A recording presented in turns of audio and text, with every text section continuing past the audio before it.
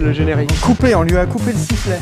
Bonjour à tous, bonjour Charlie. Eh, ça va Alex? Ça va, ça va. Eh bien sûr. Et les amis, comment ça va chez vous? Vous êtes à l'apéro, c'est bientôt le week-end. Hein, et aujourd'hui, on vous a fait un petit live spécifique pour les amateurs de Corvette et pas que. Ah oui. Voilà. Et donc, Charlie, explique-nous pourquoi on est là. Alors, nous sommes ici dans le cadre de la vente d'une voiture qui est assez particulière, qu'on vous présentera en détail dans une émission. Et c'est notre ami Karim aujourd'hui qui tient la caméra parce qu'on est en tournage. Ça va Karim? Voilà. Donc, vous êtes sur la chaîne Socal Franchise, hashtag Socal Franchise TV. Voilà, on espère que tout va bien. Et donc, on va faire comme on fait d'habitude au shop. On va présenter un peu les caisses qu'il y a ici. Certaines sont à la vente et on va faire un petit tour de la petite spécificité, le petit bijou qu'on est venu acheter, enfin qu'on a déjà acheté, mais qu'on est venu filmer. Voilà. Alors, bam, directement, une petite Corvette C3 427. Donc, c'est les premières versions 68, 69. Donc là, c'est une 69.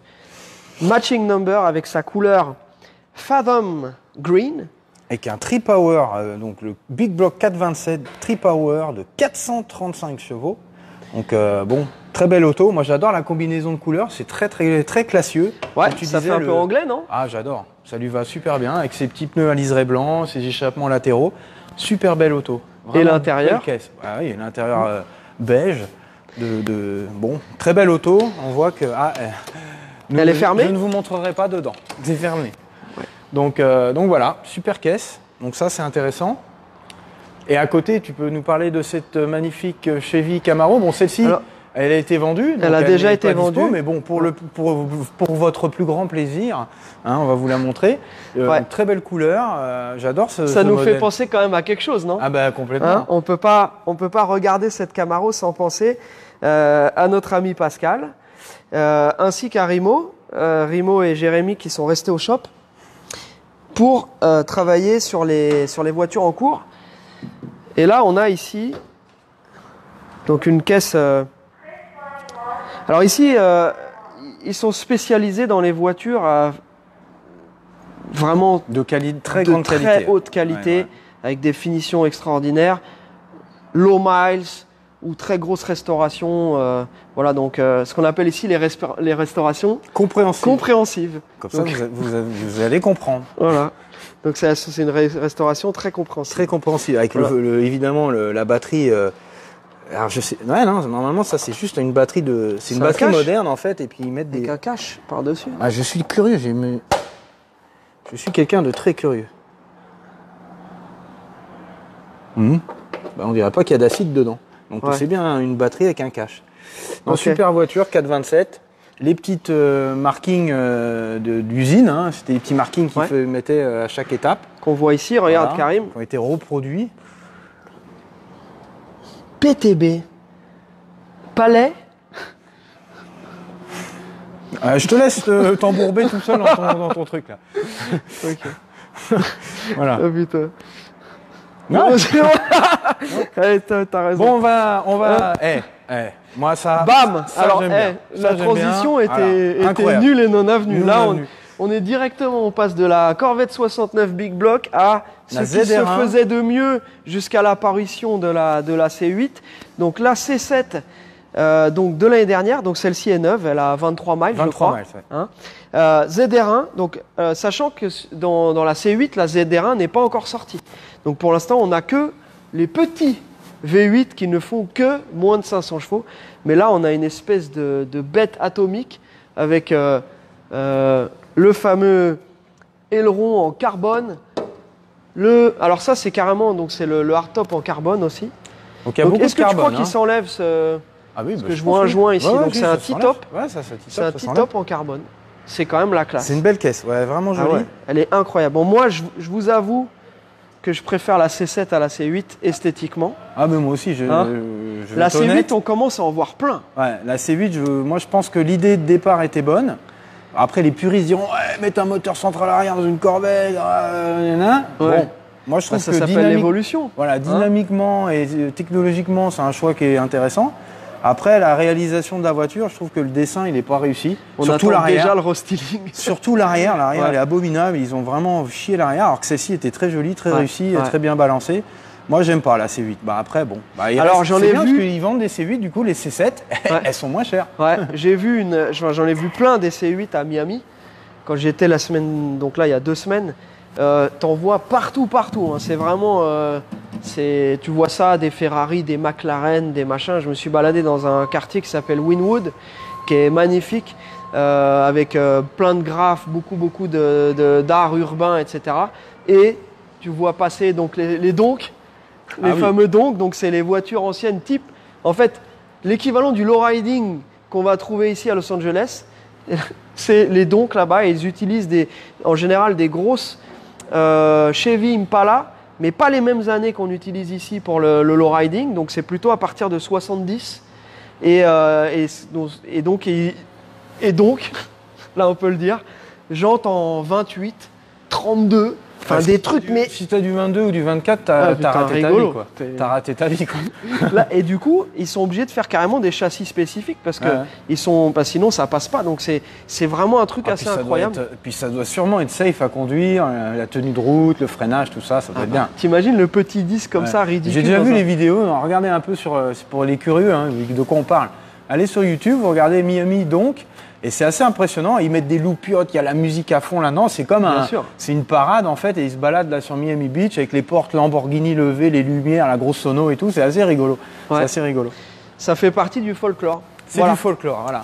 Très bien, donc ensuite on n'avait pas parlé du prix de la Corvette verte. Ah, la Corvette 135 000.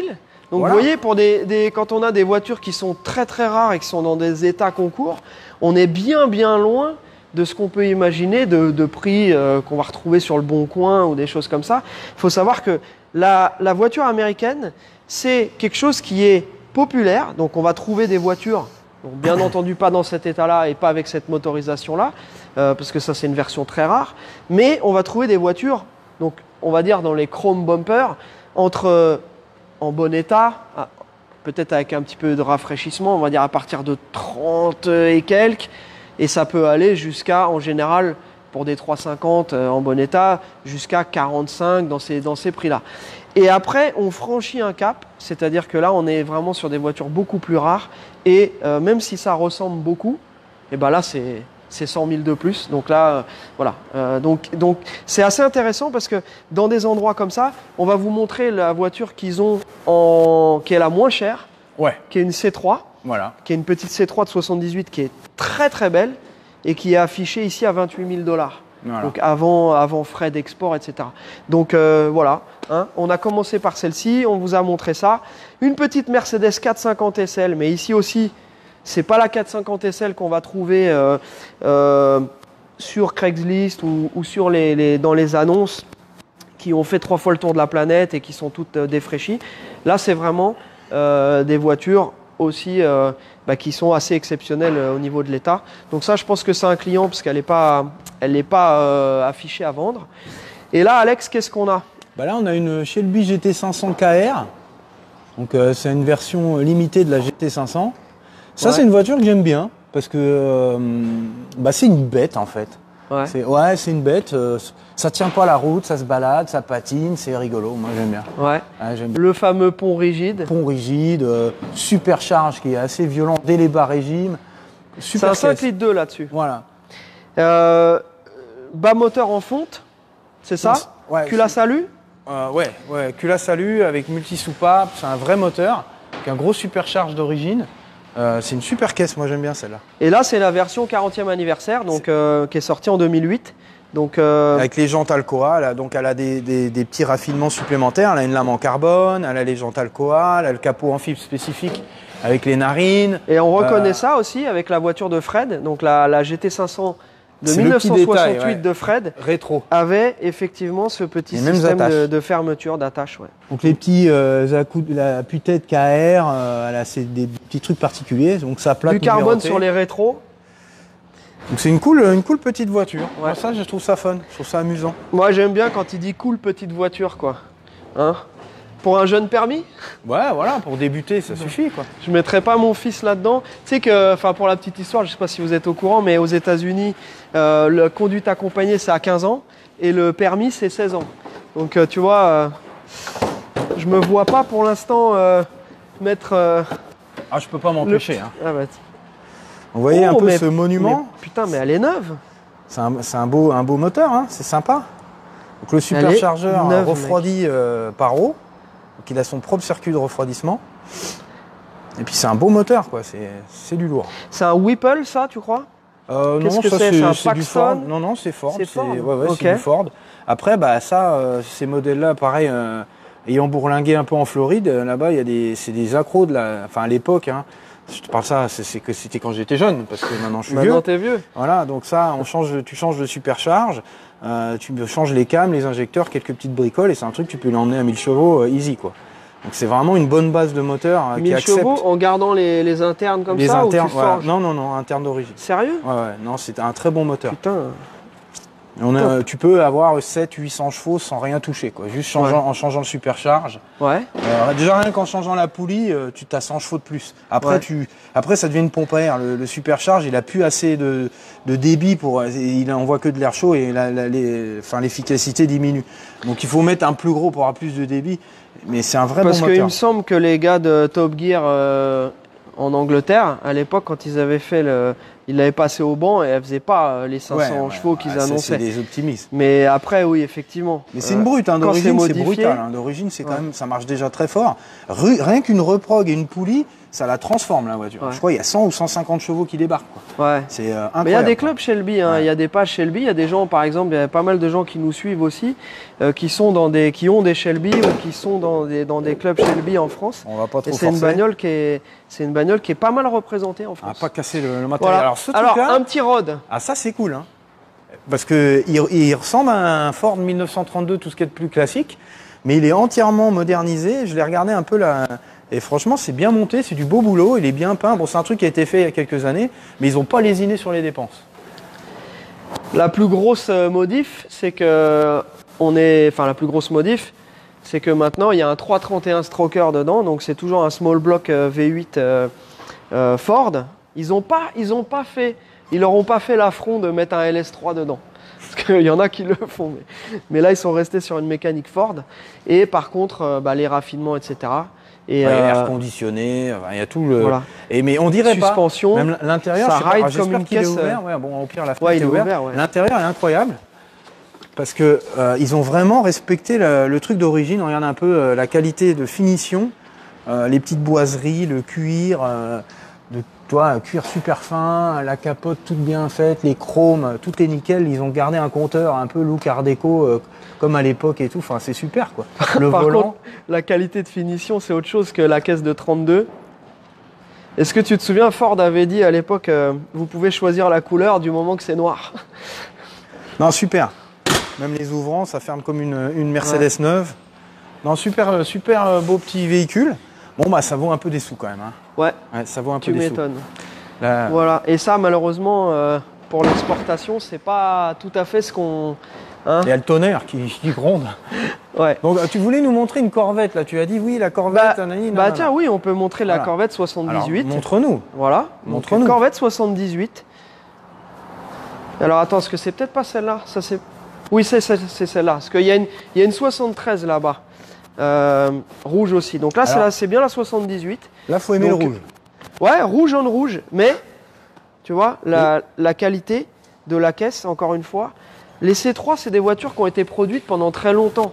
Ce qui signifie que de 68 jusqu'à 82, Donc elles ont été produites pendant longtemps, ce qui fait qu'il y en a eu beaucoup. C'est des voitures qui ont très très bien marché au niveau vente. Et donc, on en voit quelques-unes qui sont en super état comme ça, mais il y en a plein qui sont passées de main en main, qui ont été bidouillées, etc. Et Alex, avec toutes celles qu'on a fait là, ces 5 dernières années au garage, plus les années d'avant dans les autres garages dans lesquels tu as bossé, on sait que quand on en trouve une à 10 000 $ en annonce, en général... Il faut être mécano. Mécano et carrossier. Et électricien. Et riche. Donc voilà, donc en fait, on va essayer maintenant de se diriger vers des voitures qui sont déjà restaurées. C'est la personne d'avant qui a dépensé les sous pour pouvoir en faire une caisse prête à rouler. Voilà. Là, c'est une C6 Pace Car. Voilà, donc 2008. Indianapolis. Donc voilà. Donc encore une rareté qui est en état absolument nickel. On a une autre Pace Car là-bas qui est de 78 aussi, je crois. 62e anniversaire, donc pareil, Pace Car. Mais par contre, cette caisse-là, elle n'a que 900 et quelques miles. Donc c'est une voiture neuve que vous avez là-bas. N'est-ce pas? Est-ce que je l'ai bien fait? Ah ouais. C'est une voiture neuve. C'est une voiture neuve. Ouais, mais est-ce que tous les jours vous voyez comme ça une petite Corvette de 1978 intergalactique neuve? On dirait un intérieur des vaisseaux de Star Trek. Ouais. Et ben ça marrant, c'est 40 000. Donc 40 000, elle va revenir à peu près à 40 000 € cette voiture-là. Ce qui est pas cher pour une voiture qui a 1000 miles et de cette époque-là, qui n'a jamais été touchée, quoi. Donc bon, j'imagine que les pneus doivent être... ils ont l'air neufs, enfin ils sont neufs, mais j'imagine qu'il va falloir mettre des pneus à la bonne date. Ouais, parce que je pense que déjà je vois les craquelures au bord de la jante. Ouais. Bon, voilà. Mais ça, il faut les garder. Par contre, tu vois, même quand tu mets des pneus neufs, tu gardes ces pneus-là parce que ça fait partie de l'histoire de la caisse. Celle-là, c'est quand même un truc assez particulier. Ça, c'est une voiture de client. Elle n'est pas à vendre. C'est une petite. Ouais, j'aime bien la donc grise. C'est une 82. Elle est jolie. La dernière année des C3 avec cross injection. Donc en injection. Voilà. Et alors après, il y a tout ce qui est C2, C1. Donc on va vous montrer ça. On va finir ce live avec la présentation de la Corvette ultime, comme c'est un live spécial Corvette. Celle dont tout le monde rêve. On va vous la présenter. Elle est dans le showroom là-bas. Et ça, c'est des techniques pour que les gens ne raccrochent pas, enfin ne quittent pas le live. On va finir ce live avec une Corvette split window de 1963, état concours. Une caisse qui vaut pas loin de 400 000 $. Donc, on va aller la voir à la fin. Très bien. Alors ici, petite C2. Donc, je pense que ici, ils ont des voitures parce qu'ils ont une partie entretien aussi. Donc, ils font de l'entretien, de la rénovation. Et aussi, il y a des voitures à vendre. Voilà. Qu'est-ce qu'on a là? C'est quoi comme Corvette, ça? Petite Lexus. Donc, c'est la RC 500, ça? Non, LC 500. LC 500, oui. Ça, je trouve que c'est une des plus belles voitures qui a été sortie dernièrement. Elle est magnifique, elle est vraiment très, très belle auto. Puis bon, Lexus, évidemment. Et on passe du coq à l'âne, là. Hein. Voilà, non, mais ça, c'est une belle caisse. Franchement, ils l'ont bien réussi. Et je pense c'est énorme. Caisse qui... Ouais, elle est. Si on voit, c'est un coupé, mais c'est un très gros coupé. Elle est large, elle est balèze, elle est une belle caisse, quoi. Ouais. Vraiment beau bébé. Ça vaut un peu de sous aussi. Hein. Ouais. Allez, des Stingray, on va aller regarder un petit peu là-bas. On a quelques Corvettes C1 aussi.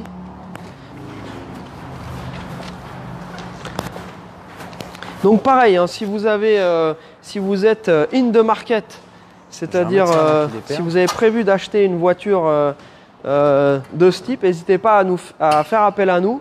On peut aller expertiser ces voitures-là de fond en comble pour vous. Et la transition magnifique, comme on vient de le faire pour cette Shelby GT350 de 1965. Voilà. Donc c'est Philippe qui a craqué pour cette voiture-là. Ça fait bientôt 2 mois qu'on travaille sur ce sujet parce que bah, c'est des voitures qui ont besoin d'être vraiment épluchées de fond en comble. Donc là, comme on vous l'a dit en début de live, on est en train de faire une vidéo avec Karim, donc vous la verrez en vidéo mieux que ça. Mais voilà, c'est une vraie Shelby de 1965 qui a couru sur les premières années de sa vie, qui est entièrement matching et qui a été restaurée à la perfection concours à l'américaine. Et donc voilà, on est très content d'avoir pu aujourd'hui faire la vente. Et c'est la première voiture qu'on envoie en avion. Donc celle-ci va partir tout début de semaine prochaine. Elle va partir en avion en direction donc elle part en avion, en première classe. Ouais. Elle va avoir massage, elle va avoir boisson à volonté, tout. Champagne. Et elle va même avoir le siège qui s'incline pour pouvoir se reposer, se dégourdir les pattes pendant le transport. Donc voilà, donc c'est quelque chose d'assez exceptionnel. Je ne sais pas ce que vous en pensez, mais en tout cas, nous, on est plutôt contents. Et donc, on a fait un travail de fond avec une compagnie qui s'appelle Légende Expertise, avec Stéphane Esseric, qui est un expert dans le sud de la France, avec qui on a travaillé en collaboration. Premièrement, sur les dossiers photos, le gros dossier de la voiture et l'historique. Et deuxièmement, après pour la vraie expertise sur place qui a été faite ici, sur le pont, etc. Voilà. Ensuite, Alex, allez, on va regarder un petit peu cette C1. Donc ici, c'est une 62 avec un 327. Voilà. C'est une jolie voiture. Moi, j'aime beaucoup ces modèles-là. Ouais, très belle caisse. Très belle auto. Ça, c'est pareil, c'est un beau modèle, on voit. Hein. Ça a été bien refait, il n'y a pas de bidouille, la peinture est jolie. C'est une belle auto. Ouais, c'est une belle voiture. Mais tu vois, ils font la différence quand ils disent « It's a nice driver ouais. ». C'est-à-dire que c'est une voiture, ce qu'ils appellent « driver quality ». Bon, nous, en France, c'est déjà une voiture de concours, si vous voulez.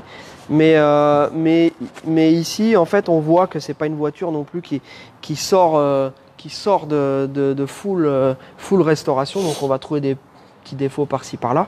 Mais voilà, c'est une belle auto. 85 000 $ avec son 327, matching, 340 chevaux et boîte méca 4 vitesses. Voilà.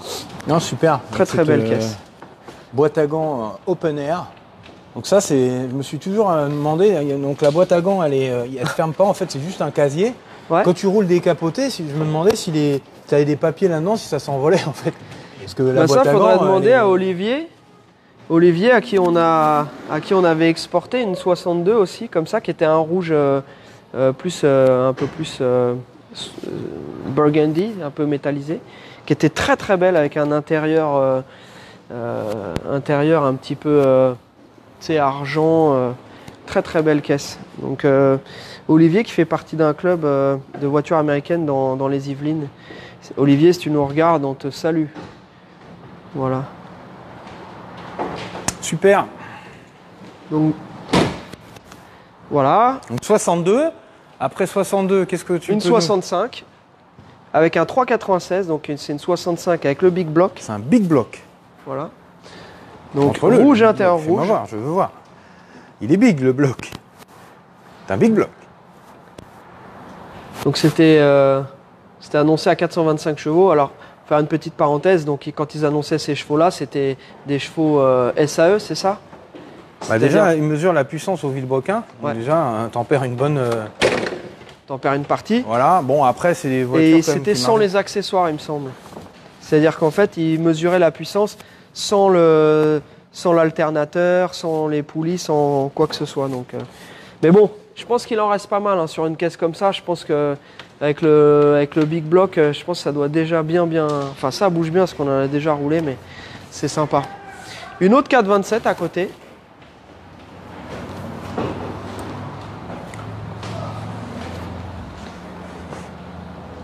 Super. Donc, les amoureux de Corvette, là, il y a de quoi faire. Hein.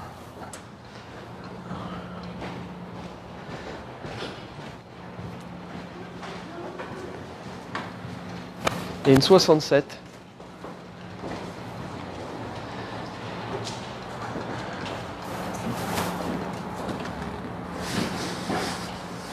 Ouais, alors Jean-Philippe, on peut vous parler de prix si vous voulez. Il n'y a pas de souci, il y a une price list.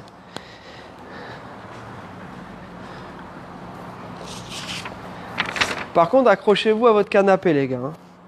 Nous avons, par exemple, la 67, donc la 67 grise, avec le 427, 435 chevaux, 137 000 $. Et alors, la Marlboro Maroon, c'est celle-ci, elle est à 249 000 $. Voilà. Donc ça, c'est des... Alors, est-ce que c'est, Alex, tu penses que c'est le niveau de restauration qui fait la différence? Ou est-ce que c'est l'historique? Parce que là, il y a quand même une assez grosse... Donc celle-ci, elle a gagné au concours NCRS Top Flight. Et elle a... Ah ouais, il y a tout, il y a le Protectoplate, donc c'est-à-dire qu'il y a les documents d'époque quand elle a été commandée, tout ce qui est tous les éléments de restauration, etc. Donc c'est assez spectaculaire. Ouais.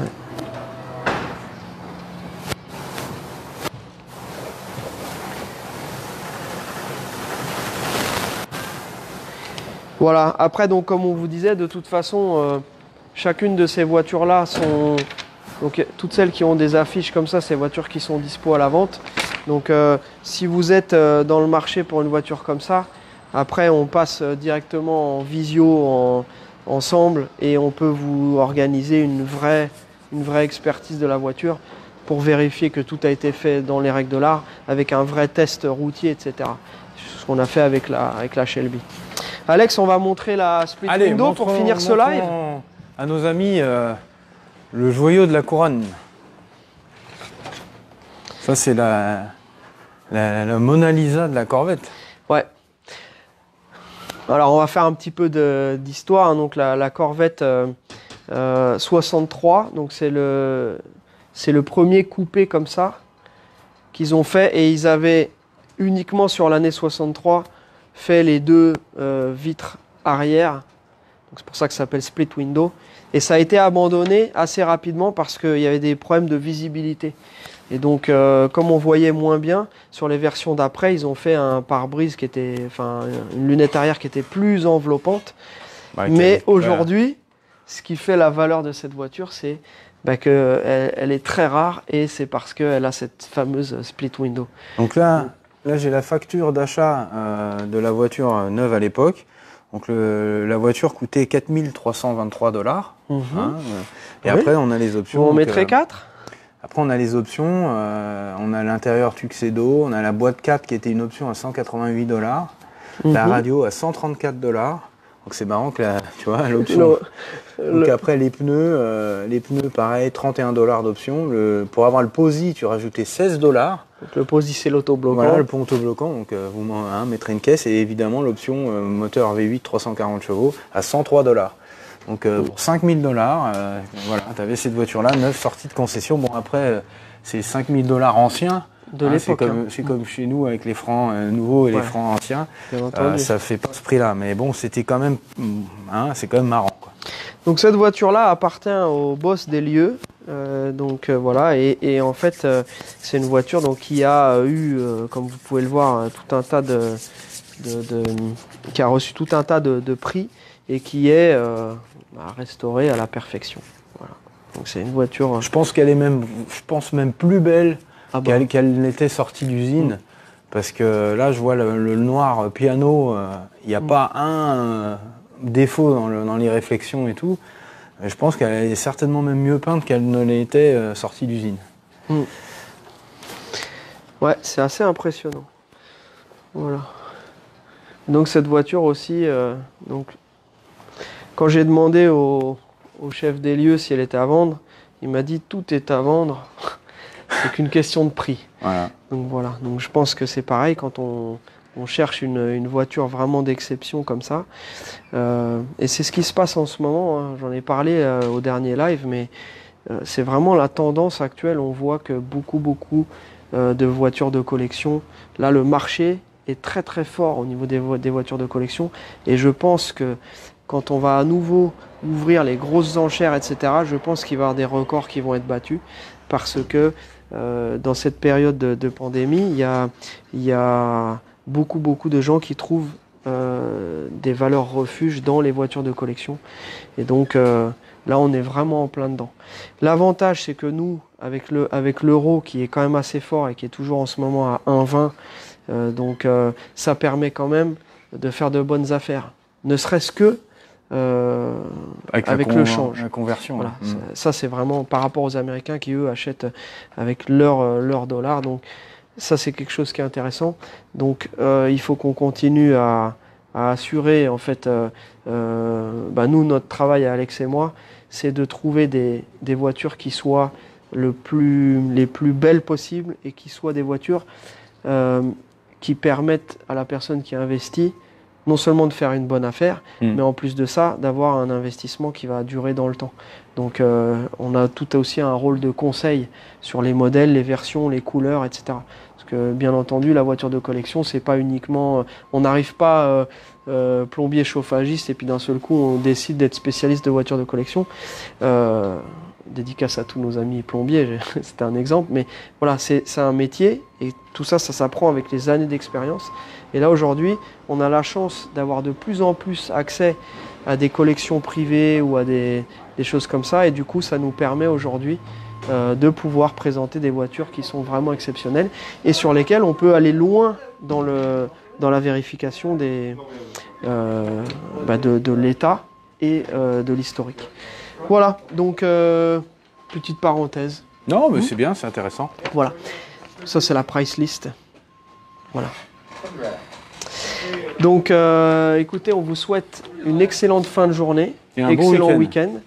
On se tient au jus semaine prochaine pour d'autres petites vidéos, dès qu'on a quelque chose de sympa. Et puis d'ici là, écoutez, n'hésitez pas à nous envoyer un message, que ce soit donc via notre mail socalfranchise en un seul mot @gmail.com ou via la page Socal Franchise. C'est le meilleur moyen de nous joindre. Pour les modernes, on travaille en particulier avec notre ami Nico, qui continue à vous proposer des caisses modernes très intéressantes que nous on peut aller expertiser, comme on l'a fait récemment avec la Shelby GT350 de 2017, la petite fille de celle-ci. Et pareil pour les anciennes pick-up, bien entendu les Mustang, les Corvettes, tous les véhicules qu'on peut trouver ici. Voilà, allez. Salut les copains. C'est bon.